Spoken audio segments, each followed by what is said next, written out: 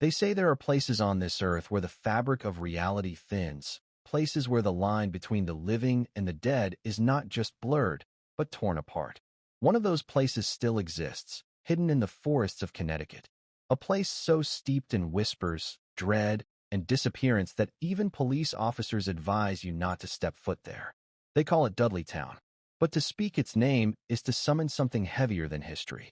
Because Dudleytown isn't just an abandoned settlement, it is a wound. And like any wound that was never healed, it festers. Deep in the trees, the air changes. Light feels wrong, like it's bending away from the soil. Locals swear shadows move where no one stands. Trespassers walk in curious, and come out either broken, silent, or never at all. But Dudleytown's curse did not begin in the woods. It began centuries earlier, with betrayal, blood, and a family name that carried ruin across the ocean. The Dudleys were powerful once, counselors to kings, men who held the keys to fortune and influence. But in the halls of monarchy, power is a dangerous crown. In the early 1500s, Edmund Dudley, advisor to Henry VII, fell not by war, but by accusation. Charged with treason, executed for crimes whispered more than proven. His blood was spilled, but the stain remained. From that moment forward, every descendant carried a shadow they could not shake. A curse, some said, placed not by men but by the very forces that haunt ambition. Generations passed, lands and titles stripped away. And yet, like exiles running from their own graves, the Dudleys crossed an ocean, believing distance could break the curse. But curses don't recognize oceans. They don't fade with miles. They sink into blood, bone, and destiny. By the mid-1700s, Dudley settlers cut their way into the rocky hills of Connecticut and raised their cabins in the wilderness. They called it a village, but the land never accepted them. Crops withered, livestock sickened, and an atmosphere of suffocation settled over the valley. Outsiders said it was poor farming soil, but those who lived there knew better. Something else lived in those woods. And as the settlers planted roots, so too did the curse. The people who dared settle in that valley didn't understand what they had walked into. At first, it seemed like a battle against the land itself. Rocky soil, harsh winters, crops that refused to grow. But every man who worked those fields began to whisper the same thing. The soil wasn't just barren, it was hostile. As if the earth itself rejected the presence of their bloodline. Animals sensed it before the men did. Horses bucked for no reason, eyes wide with terror at the tree-line. Chickens stopped laying eggs. Sheep were found dead without wounds, their bodies stiff as if frozen in fear. Farmers tried to rationalize disease, weather, predators, but deep down, they knew. This was not natural failure. Something unseen was feeding on the village. And then, madness began to bloom like rot in the mind. A blacksmith who had forged tools faithfully for decades began to scream at his anvil. Convinced eyes were watching him from the shadows. A mother drowned her infant, swearing a figure stood behind the crib, whispering commands in a language no one else could hear. Women began to wander the dirt paths at night, speaking in strange tongues, faces vacant as if they belonged to someone else. The records historians keep are clean, sanitized. They speak of poverty, failed harvests, poor health. But the private diaries tell a darker truth.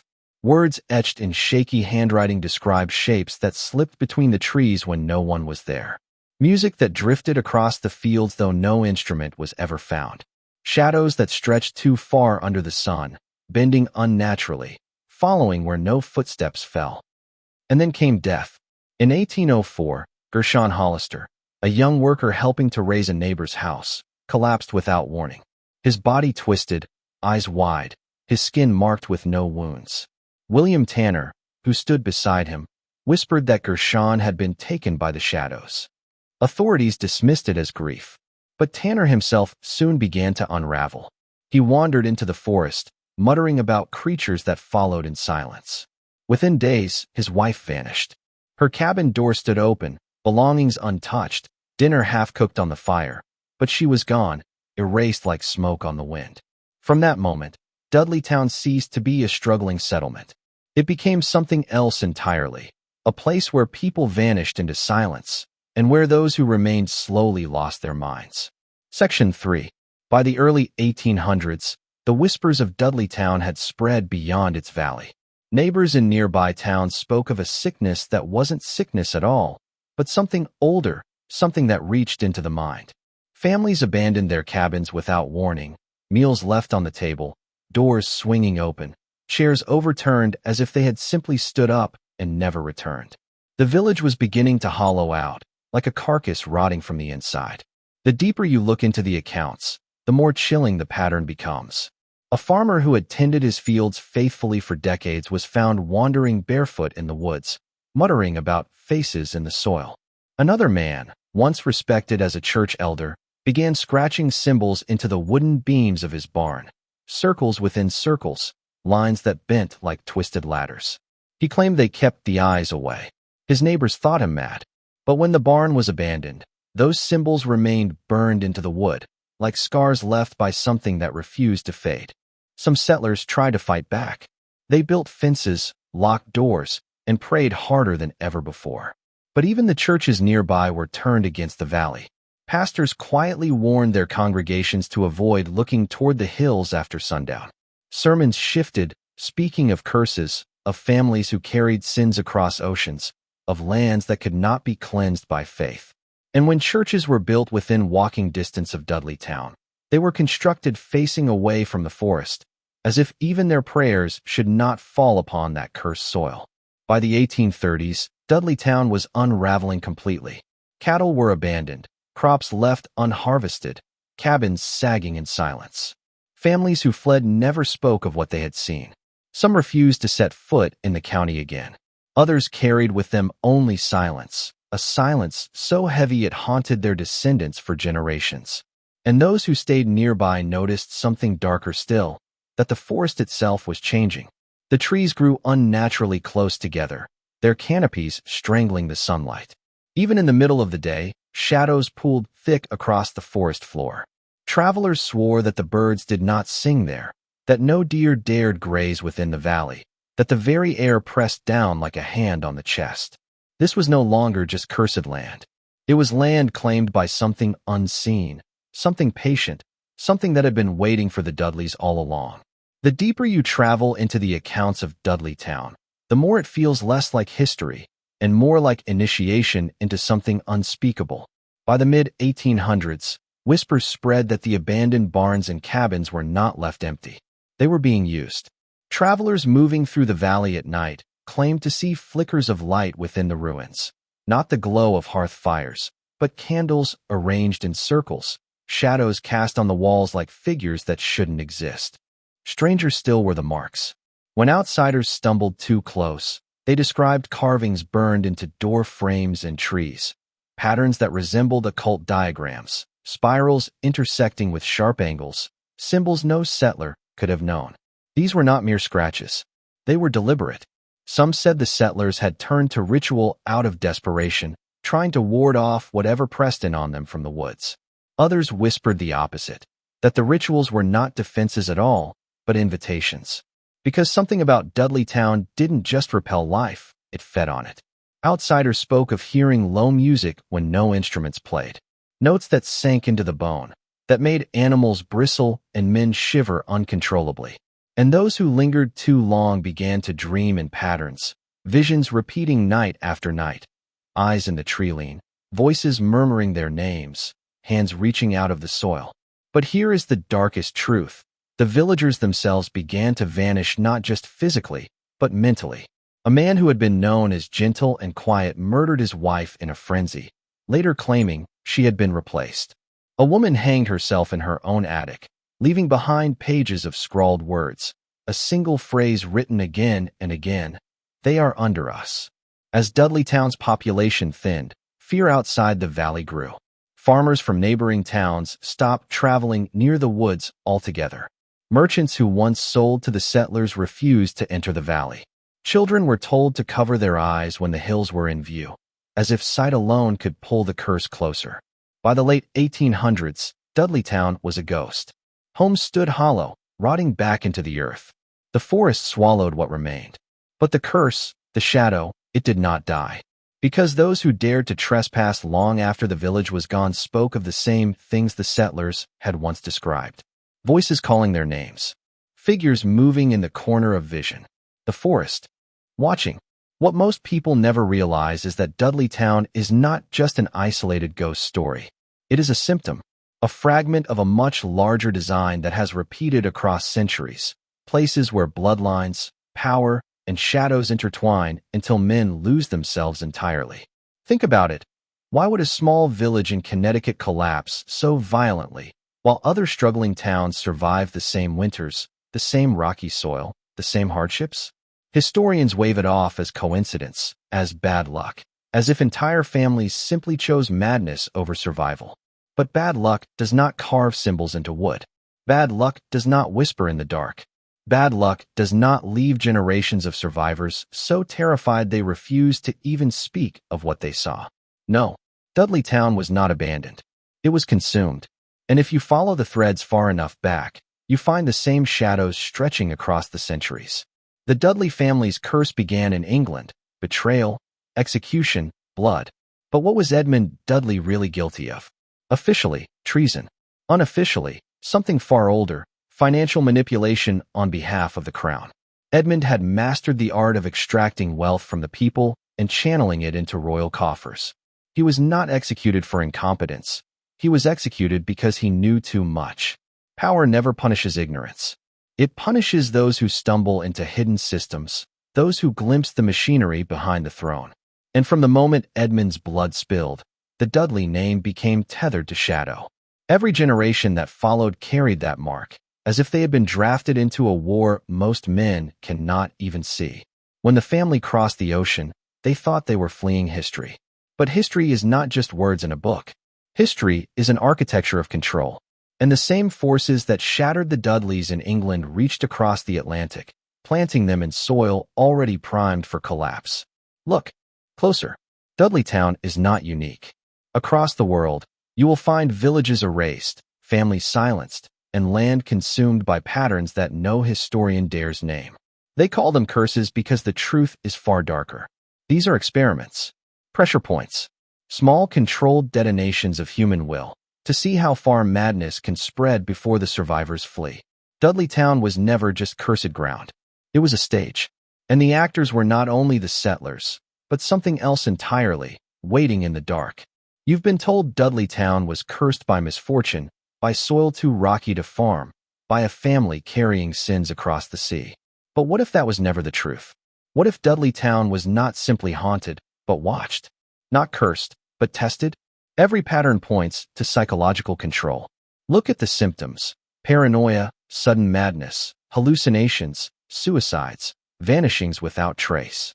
These are not random misfortunes. They mirror the very same tactics used by intelligence programs centuries later, experiments designed to break the mind, to see how far fear can bend a man before he snaps.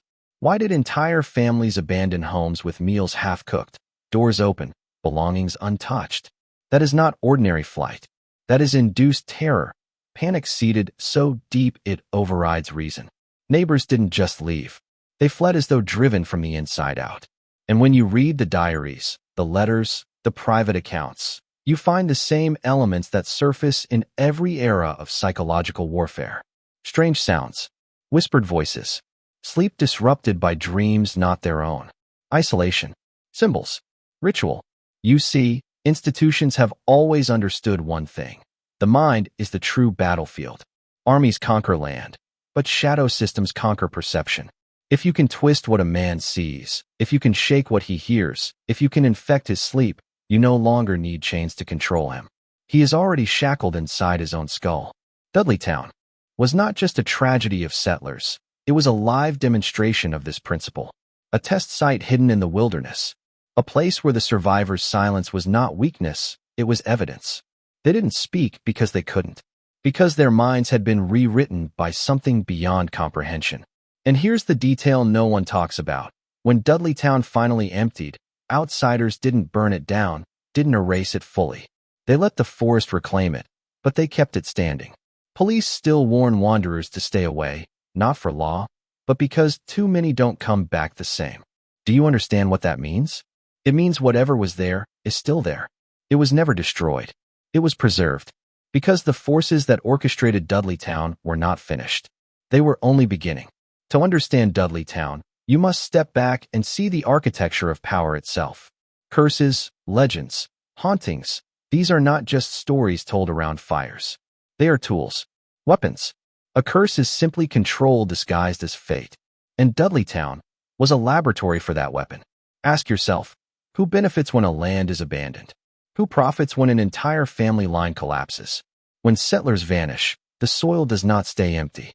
It is taken, claimed, absorbed into the hands of institutions that knew precisely what they were doing. History calls Dudleytown cursed. But what if it was simply marked, tagged by powers that fed on the Dudley line for centuries? You think this sounds like folklore? Look deeper.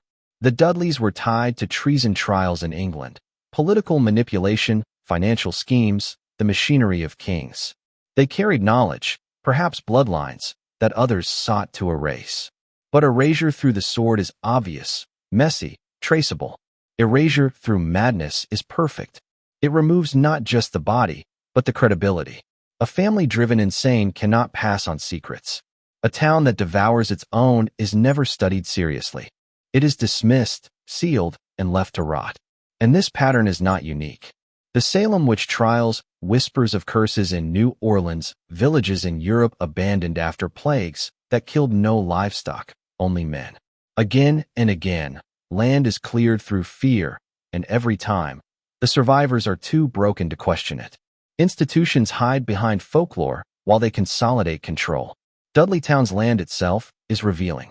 Even today, it sits fenced off, guarded, legally shielded under the Dark Entry Forest Association. Think about that name, Dark Entry. Almost mocking. Almost like a seal.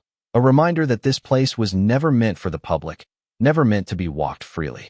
The forest reclaims the ruins, but the ownership remains in hands that understand its power. Why protect ruins of no value? Why keep trespassers out so aggressively? Unless the site still holds function. Unless it still serves a purpose. What the Dudleys unleashed, or what was unleashed on them, was never buried. It was absorbed into the playbook of elites who discovered something invaluable in that valley. That fear is a programmable weapon. That madness can be manufactured. That whole bloodlines can be unstitched, not by steel, but by whispers in the dark. Dudleytown was not just history. It was proof of concept. The official story says Dudleytown died of poverty, disease, and superstition. But nothing about Dudleytown feels accidental. Not its origins, not its collapse, not the silence that still strangles its name. To see it clearly, you have to trace the line backward, across the ocean, into the marrow of the Dudley blood itself. The Dudleys were not just farmers who came chasing survival. They were heirs of a fractured dynasty. Edmund Dudley, the minister executed for treason in 1510, was no common man. He was a kingmaker, a man who sat in the innermost chambers of the English court, handling not just gold but the secrets that gold bought. His fall was not justice. It was cleansing. His bloodline had glimpsed too much. And what do institutions do when a family sees behind the curtain? They mark them. They cut them loose. They curse them, so that every generation that follows is chained to ruin. But curses are never just superstition. They are engineered memory, psychological branding that becomes self-fulfilling across time. Once you are told your blood is cursed, every misfortune becomes proof. Every accident becomes prophecy. Entire families collapse under the weight of inherited doom. It is a ritual of destruction, played out not in churches or temples, but in the quiet chambers of power where bloodlines are decided and erased. When the Dudleys crossed into America, they thought they were escaping that brand. But America was not free soil. It was a canvas for new empires. Secret societies already carved themselves into its foundations, Masonic lodges, occult circles, wealthy dynasties carrying European ties. The Dudleys walked straight into a wilderness that had already been claimed, and like pawns on a board, they were placed where they were meant to be, a valley already marked, already waiting. This is why Dudleytown feels different from other abandoned towns. Because its destruction wasn't incidental. It was ritual continuation. The bloodline that betrayed kings in England was planted in hostile soil in America, watched as it collapsed, and left behind as a warning. A scar burned into the land itself. And here is the part that should unsettle you most. The same names appear again and again. Families tied to royal betrayal in Europe, families whispered about in American founding circles, families who vanish not in silence, but in design. Dudleytown is just one node in that hidden web, proof that curses are not supernatural accidents, but weapons of lineage control, engineered to erase those who know too much. The Dudleys were not the first, and they were not the last. When men speak of America's founding, they speak of liberty, independence, and the casting off of tyrants. But look closer at the families who built the foundation. Look at the names carved into documents, into banks, into secret lodges that still meet in silence. You will see something that shatters the fairy tale. America was not born free. It was born managed. It was born with bloodlines already chosen, already marked, already chained to an older system that never left Europe.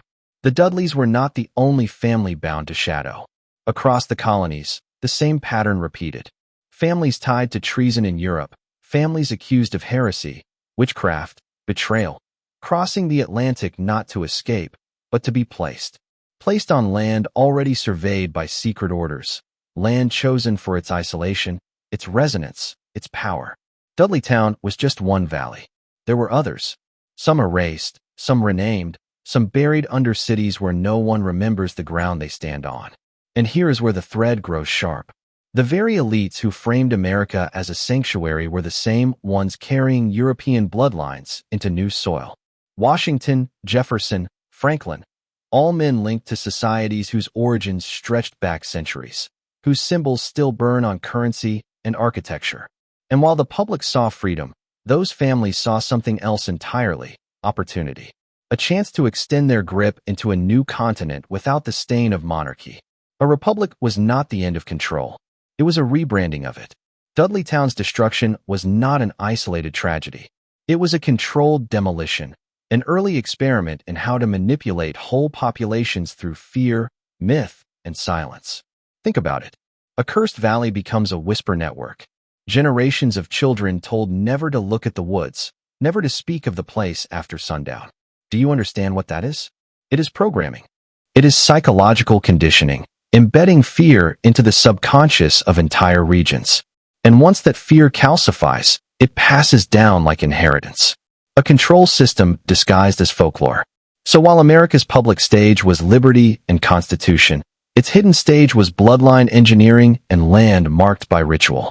Dudleytown was a scar in the earth, a reminder to insiders that bloodlines can be erased, villages consumed, memory controlled. And the people outside, they never question. They only repeat the story. A cursed town in Connecticut. But curses are never accidents. They are signatures. Curses, hauntings, legends. They sound like superstition, don't they? Something the old whisper to scare the young. But in truth, they are tools, engineered devices for psychological control. And Dudleytown is one of the clearest examples in American history. Think about the mechanics of a curse. A story spreads. A land is haunted. A family is doomed. Shadows will consume anyone who enters. The details don't even matter. Only the repetition does. Over time, the curse becomes self-sustaining. Children hear it, internalize it, pass it to their children. Fear embeds itself so deeply that no evidence is required. No proof. Just the weight of belief. And that belief controls behavior more effectively than armies. Dudleytown was perfect for this. An isolated valley, families collapsing into madness, disappearances that were never explained. All the ingredients for myth. But behind the myth lies strategy. Because once the land was abandoned, the curse itself kept people away. Generations of locals avoided the forest. Pastors turned their churches away from the hills. Police still warn travelers not because of law, but because of what happens there. Do you see? The curse became a guardrail, a living fence made of fear. And this pattern stretches far beyond Connecticut. In Europe, entire villages were labeled cursed after outbreaks of madness or ritual killings, keeping outsiders away while elites quietly claimed the land. In Salem, accusations of witchcraft created mass hysteria that cemented obedience to authority. In Africa, colonial powers used tales of haunted jungles to keep natives from challenging mining operations. Fear has always been the cheapest army. The truth is this. Once fear is ritualized, once it becomes story, it no longer requires maintenance. It polices itself. The people become their own jailers, repeating warnings, silencing questions, enforcing obedience without realizing they are servants of someone else's design. And in Dudleytown, this worked flawlessly. What began as whispers of a curse became a legend so powerful that even today, 2 centuries later, grown men refuse to walk those woods at night. That is not haunting. That is programming.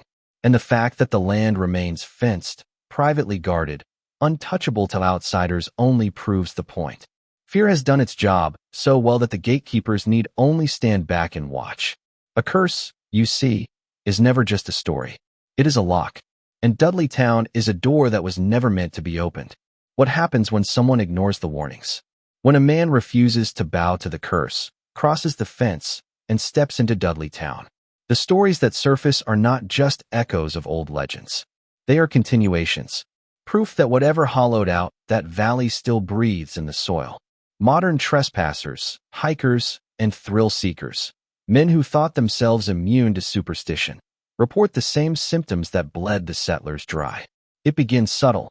The air feels heavy, pressing against the lungs as though it does not want to be breathed. Sunlight dims unnaturally, as if shadows bend themselves to block it. And then come the whispers. Some hear their own names carried on the wind. Others hear music, faint, distant, without source. A violin in the middle of a forest where no human stands. But the most terrifying accounts are not sounds. They are shifts of perception. Groups walking together suddenly lose track of time. Watches stop. Compasses spin. Men who were only yards apart vanish for hours, only to reappear on paths they swear they never walked. A few never return at all. And those who do are not the same. Their families speak of them as hollow, distracted, unable to sleep, muttering in their rest about faces in the trees. Police dismiss these stories as hysteria, thrill seekers frightening themselves. But why, then, do officers themselves quietly admit they will not patrol the valley after dark? Why do they warn, not with law, but with words like, "People don't come back the same"? Those are not legal phrases. Those are rituals. Incantations meant to keep the curious away. What this reveals is chilling. Dudleytown is not a relic. It is an active site, a field where perception itself bends, where the same mechanisms of fear, confusion, and madness continue to function centuries after the settlers' collapse. Think about that. If this were only folklore, the valley would be harmless. But if men today can walk into the forest and experience the same distortions, then Dudleytown is not a memory. It is a machine still running. And here is the question you must ask yourself. If the machine still runs, who left it running? Who benefits from preserving a cursed valley, fenced, guarded, whispered about, but never erased? Perhaps the answer is not what haunts Dudleytown, but who still uses it. Imagine this clearly. Dudleytown is not simply abandoned earth. It is not just a cluster of ruins smothered by forest. It is an active site, a charged field, a place still humming with the same dark resonance that broke the settlers centuries ago. And that raises the question, why was it left standing? Why guarded so carefully, fenced off, spoken of in hushed tones, yet never erased from maps? The answer is ritual. Throughout history, secret societies and shadow orders have always understood the power of place. Not every patch of earth is equal. Some locations fracture the mind more easily, some amplify energy, some thin the veil between the visible and the invisible. Priests once called them sacred grounds. Shamans called them spirit doors. The elites call them something else, resources. Dudleytown is one such resource. Think of the pattern. The settlers collapse. The land is abandoned. Outsiders spread whispers of curses. And instead of destroying it, the land is preserved, fenced, given into private hands under a name that could not be more blatant. Dark entry. That is not protection. That is possession. The valley was claimed the way an altar is claimed. Left untouched, so its resonance remains potent. And when modern wanderers report flickers of candlelight in the ruins, symbols etched into trees, whispers in the night, do you truly think those are echoes? Or are they continuations? Rituals still being conducted. Experiments still being run. A curse does not stay alive for 2 centuries without being fed. Something sustains it. Something wants it to remain active. Secret groups, whether cloaked as Masonic, occult, or governmental, have always needed places to test their methods. Dudleytown is ideal. Isolated, feared, hidden in plain sight under the label of haunting. Perfect for experiments in fear, perception, madness. And every time someone enters that valley and leaves broken, the curse deepens, the myth strengthens, the lock tightens. Understand this. Dudleytown is not dead. It is a stage that has been carefully maintained for centuries, a ritual theater where shadow systems refine their most powerful weapon, psychological submission. And those who wander in uninvited, they are not victims of a curse. They are test subjects in a machine that never stopped running. The forest is not simply watching. It is feeding. What if Dudleytown is not just a haunted valley, but a machine designed to harvest human fear? Think carefully. Every element of the legend functions like a circuit. The whispers that travel through generations, the guarded fences, the vanishings, the distorted time, the refusal of officials to investigate. All of it ensures one thing, that fear remains alive, pulsing, generating energy century after century. You see, fear is not just an emotion. It is fuel. When a man feels terror, his body floods with energy, adrenaline, electric charge, vibration. Ancient cultures knew this. They built temples on sites where sacrifice amplified fear, believing the energy would feed gods. Modern institutions have different gods, but the principle has not changed. They harvest. They convert. They weaponize. Now imagine a valley like Dudleytown. Families planted there deliberately. A bloodline already marked with ruin. Soil that resists crops, but amplifies despair. Symbols etched, rituals whispered, disappearances staged or induced. Each event adding weight, feeding the myth, sharpening the frequency of fear. The settlers' madness was not a byproduct. It was the ignition. And once that ignition burned, Dudleytown became a self-sustaining engine. Why else would the land be fenced, preserved, hidden in plain sight? Not because it is worthless, because it is priceless. A cursed site is not an accident. It is an asset. And the men who hold such assets are not farmers or pastors. They are engineers of belief, controllers of perception, architects of fear. Look, beyond Connecticut.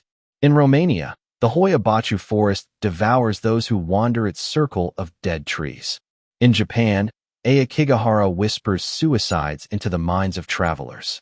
In Africa, mines and valleys were sealed with tales of spirits to keep intruders away. Across the world, haunted zones reappear like nodes in a hidden network. Different lands, same symptoms, confusion, disappearance, silence, and above all fear. Do you see the pattern now? Fear is not the side effect of these places. It is the product, the harvest. Dudleytown is one chamber in a global machine.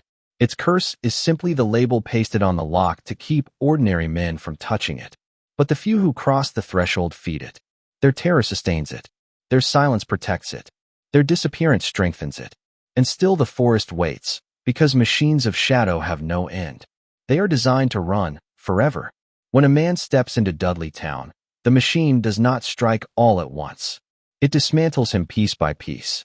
The process is precise, almost surgical, as though designed to strip away the defenses of the human mind until nothing remains but silence.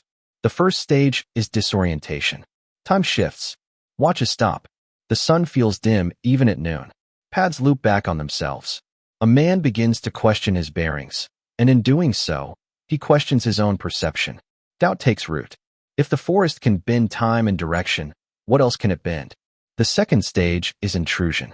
Whispers where no voice should be. Music where no instrument exists. Sometimes it's the sound of footsteps behind you, though no one is there. This intrusion destabilizes the mind. You are no longer alone, yet no one is visible. The brain strains to explain, and in that strain, it cracks. The third stage is isolation. Groups walking together report sudden separation. One man vanishes, then reappears in another part of the woods with no memory of how. Compasses spin, GPS fails, radios die. The victim is cut from the anchor of others, and isolation intensifies fear. Fear multiplies energy. The harvest grows stronger. The fourth stage is obsession. Victims who escape rarely leave unchanged. They dream of the valley. They hear their names in the dark. They avoid mirrors because they see movement that does not belong to them. The machine has left its imprint, a resonance that keeps feeding long after they leave. The body departs, but the mind remains tethered. And finally, the fifth stage, collapse. For settlers, it was madness, suicide, disappearance. For modern intruders, it is silence, avoidance, the inability to explain what they saw. The machine does not just devour lives, it erases narratives. It leaves only fragments, broken whispers, unprovable stories that others dismiss. Which means the legend stays intact. The machine remains hidden, and the fear continues to feed. Understand this. Dudleytown's curse is not random. It is structured. It follows a pattern of psychological dismantling identical to the tactics used in covert programs centuries later: sensory confusion, social isolation, identity breakdown, and controlled collapse. Which means Dudleytown is not just haunted ground. It is a prototype of how to break the human mind. The 5 stages of Dudleytown: disorientation, intrusion, isolation, obsession, collapse, are not confined to a cursed valley. They are everywhere. The machine did not remain in the woods. It evolved, expanded, and now it operates on a global scale, hidden inside institutions you trust, woven into the very fabric of modern life. Disorientation. In the village, it was twisted paths and shifting time. Today, it is the constant flood of information. News contradicts itself daily. Experts reverse their claims. Algorithms bury truth under distraction. You scroll and scroll, but the ground never feels steady. Confusion is the soil where obedience grows, because a disoriented man clings to the hand that claims to guide him. Intrusion. In Dudleytown, it was whispers in the dark. Today, it is the screen in your pocket. Notifications pierce your focus. Advertisements speak directly to your desires. Platforms track every movement, every choice, until your mind no longer feels private. The whisper does not come from shadows now. It comes from the device you never put down. Isolation. In the cursed valley, groups were split apart. Today, it is ideological warfare. Families divided over politics, friends severed over belief, nations fractured by endless narratives of us versus them. The more isolated a man feels, the weaker he becomes. The machine thrives when men believe they stand alone against the storm. Obsession. Dudleytown left survivors dreaming of the forest. Today, men cannot stop checking screens, chasing validation, arguing over strangers' opinions. Fear and anger are amplified because they fuel endless engagement. You do not walk away because you are not supposed to. Just as the settlers could not shake the forest's grip, modern men cannot sever the tether to digital control. And collapse. In the valley, it was madness or disappearance. Today, it is burnout, depression, apathy. Entire generations feel hollow, distracted, disconnected from purpose. They have not vanished into the woods. They have vanished into the system. Not physically missing, but mentally absent. A walking silence. Do you see it now? Dudleytown was not just a cursed patch of soil in Connecticut. It was the model, the testing ground. A controlled environment where hidden engineers studied how to bend perception, harvest fear, and fracture identity. Once perfected, the same structure was replicated in politics, in religion, in education, in media, in the glowing rectangles you stare into every night. The curse was never a family's burden. It was humanity's blueprint. The curse of Dudleytown was not an accident of soil or superstition. It was carried, passed down like an heirloom through blood and allegiance. The Dudley family itself was no ordinary line of farmers. They were entangled in betrayals, executions, and the machinery of kings. They were tied to power, and when power collapses, it does not vanish, it mutates. Edmund Dudley, executed in 1510 for treason against the English crown, was not just a failed minister. He was a man who knew too much, a man who brokered secrets in shadows. His death was not the end of the Dudley line, but the branding of it. A bloodline marked with ruin. Generations after him carried whispers of the curse, no matter how far they ran, even across the ocean. But here is the truth hidden in plain sight. Curses are simply another name for programming. Bloodlines carry trauma, rituals carry resonance, and families become vessels for forces greater than themselves. When the Dudleys arrived in Connecticut, they did not just bring their belongings. They brought centuries of unfinished allegiance to something darker. Look across history and you will see the same pattern. Elite families bound not by wealth alone, but by secrecy. dynasties that outlive nations, names that resurface again and again in councils, banks, wars, and revolutions, each carrying not only power, but a shadow, an ancient pact, a hidden debt. The Dudleys were not unique. They were one thread in a tapestry. Think of it this way. Dudleytown was never cursed by chance. It was chosen. The bloodline carried ruin into the valley, and the valley itself amplified it. Why? Because secret networks understood the principle: bind blood to land, bind ritual to place, and the machine endures. That is why sacred sites are always guarded, why certain families always rise, why certain tragedies repeat. These are not coincidences. They are continuities. And when you trace the pattern forward, you find the same hands shaping the modern world. The same networks that engineered collapse in the valley engineer collapse in economies. The same rituals that once poisoned the forest now echo in boardrooms, in parliaments, in global councils. The blood has not dried. It has simply learned to wear a suit.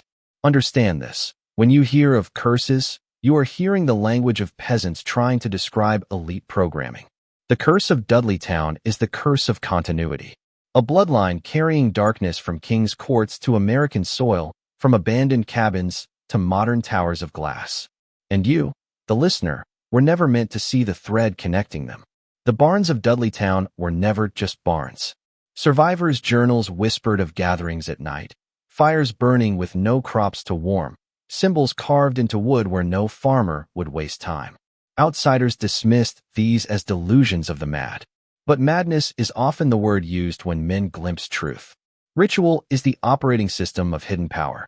While the public sees government, religion, and business as separate forces, behind the curtain they are braided together by ritual. In Dudleytown, the rituals were crude. Chants in the woods, blood spilled without witness, children muttering in tongues not their own. But these were fragments of something older, something imported. Because what was the Dudley family but a branch of European bloodlines already bound by secret rites? In England, nobles gathered in halls where symbols and sacrifices sealed their pacts. Those same energies crossed the ocean in the veins of the settlers. And once in the wilderness, they required new soil to anchor them. Dudleytown became that altar. Look closely at history, and you'll see the same pattern repeating. Major wars inaugurated with ritualistic dates. Financial collapses aligning with celestial cycles. Institutions beginning their sessions with oaths, gestures, and invocations disguised as tradition. Always a sacrifice.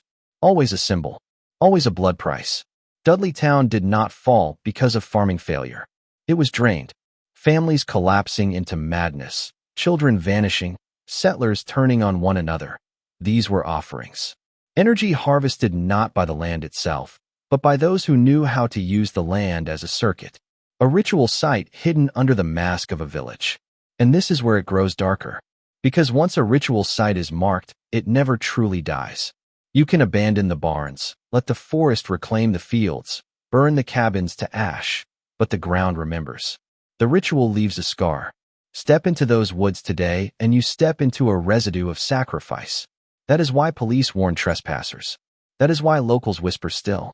But don't make the mistake of believing such rituals were left in the past. They were refined, professionalized, institutionalized. The robes may have changed into uniforms and suits, the barns into marble halls, but the essence is identical. Binding, offering, controlling. Always in secret, always for those few who understand how sacrifice fuels continuity. What Dudleytown showed in miniature, the world now experiences in scale. A town consumed by ritual once, the planet consumed by ritual now. Section 18.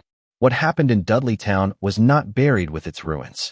It was absorbed, refined, and scaled until the same principles govern entire nations. The rituals never ended. They were simply rebranded. Look carefully at politics. When a leader places a hand on a sacred book, when oaths are repeated word for word, when ceremonies unfold with exact precision, you are not witnessing tradition. You are witnessing ritual. The language, the symbols, the stage choreography, all of it designed not for God or law, but for programming the masses. Every inauguration, every coronation, every funeral of the powerful is a hidden rite. Religion? The same. Bells, candles, processions, holy days that align suspiciously with ancient pagan festivals, congregations kneeling in unison, chanting phrases repeated for centuries. These are not accidents of faith. They are continuities of control. The same energies summoned in the barns of Dudleytown are summoned still, only now with cathedral acoustics, cameras, and tax exemptions. And then there is media. Watch closely the timing of global spectacles.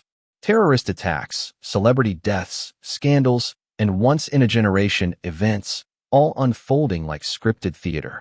Anchors speak in tones of reverence. Replays loop endlessly. Symbols flash across screens unnoticed by the untrained eye. What you are watching is not news. It is ritual on a mass scale, sacrifice, fear, and obsession harvested from millions at once. This is the key Dudleytown reveals. Ritual is not superstition. It is technology, a way of structuring human belief, channeling attention, and binding collective energy into fuel for institutions. When villagers in Dudleytown whispered chants into the woods, they powered a curse that consumed a valley.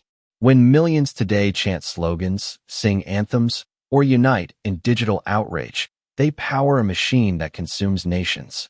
And those who orchestrate it know exactly what they are doing. They don't call it witchcraft. They call it politics. They call it economy. They call it entertainment. But the skeleton beneath the mask is the same. Symbol, sacrifice, repetition, control. You were never meant to notice this. The system thrives when you laugh at ritual as primitive, when you call it conspiracy, when you look away. But the men who lead armies, steer banks, and design futures, they never laugh. They participate, because they know Dudleytown's secret. Ritual is the true currency of power, /. Ritual is not random. It is designed, with surgical precision, to fracture your will, to weaken the individual until he dissolves into the collective. The architects of power have studied human psychology for centuries, and they know exactly how to bend you without breaking you. Step 1 is repetition. Every ritual repeats. Words, gestures, patterns. Why? Because repetition bypasses resistance. The conscious mind grows bored, distracted, even skeptical. But the subconscious, the seed of habit and belief, drinks repetition like water. Say the pledge enough times, sing the anthem enough times, and you no longer question. You obey without thought. Step 2 is symbolism.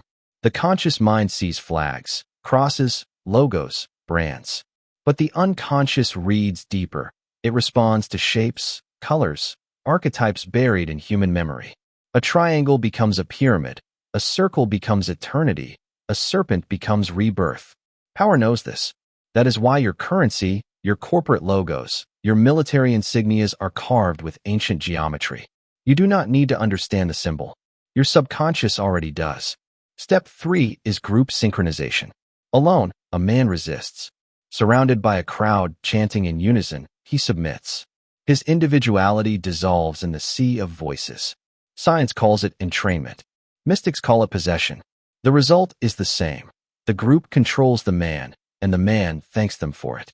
Step 4 is sacrifice. Dudleytown shadows may have whispered madness into the ears of farmers, but in Egypt, ritual bent millions of minds toward cosmic obedience. Rome perfected the fusion. Bread and circuses were not entertainment. They were ritual sacrifice transmuted into spectacle. Gladiators bled for crowds who cheered, not knowing they were participating in a collective rite of power. The Colosseum was a temple, its altar, the sand, its priests, the emperors who decided who lived and who died. And when Rome converted to Christianity, the rituals did not end. They transformed. Pagan altars became Christian altars. Festivals of Saturnalia became Christmas. The chants changed words, but not function. The synchronization, the sacrifice, the symbolism, all remained intact. Ritual was simply repainted and baptized. When the Dudley family carried its curse across the Atlantic, it was stepping into a continent already primed. Colonists brought their rites, their oaths, their secret societies. Beneath the farms and cabins, the same blueprint unfolded: repetition, symbolism, sacrifice, secrecy. Dudleytown was not cursed because of its soil. It was cursed because it was seeded with the same mechanics that had ruled empires for thousands of years. And today, nothing has changed. Your politics are Roman games. Your corporate brands are Egyptian sigils. Your military parades are Babylonian festivals dressed in modern uniforms. You think you live in a new world. You do not. You live in the continuation of an ancient design. The curse of Dudleytown was never local. It was a chapter in a book written across millennia, a book whose authors never died, only changed names. Bloodlines are not just ancestry. They are chains of power stretched across centuries, carrying memory, secrecy, and corruption. The Dudleys were not unique. They were one thread in a far larger tapestry. A family marked by betrayal in England, carrying whispers of a curse into America. But step back, and you will see the same pattern in every dynasty that shaped history. Think of the Habsburgs, who ruled vast empires through incestuous marriages that locked power into a single genetic vault. Their jaws deformed, their minds fractured, but their control expanded. Think of the Medici in Florence, weaving art, banking, and papal thrones into a single ritual of wealth. Or the Rothschilds, turning the blood of nations into debt, owning wars without firing a shot. These families understood what most men never grasp. Blood itself can be weaponized. A name carries power, not because of honor, but because of reputation, fear, and myth. When a curse attaches to a bloodline, it does not die. It mutates. It becomes a story whispered in every generation, shaping how outsiders fear them and how insiders revere their own destiny. The Dudleys believed they could outrun their shadow.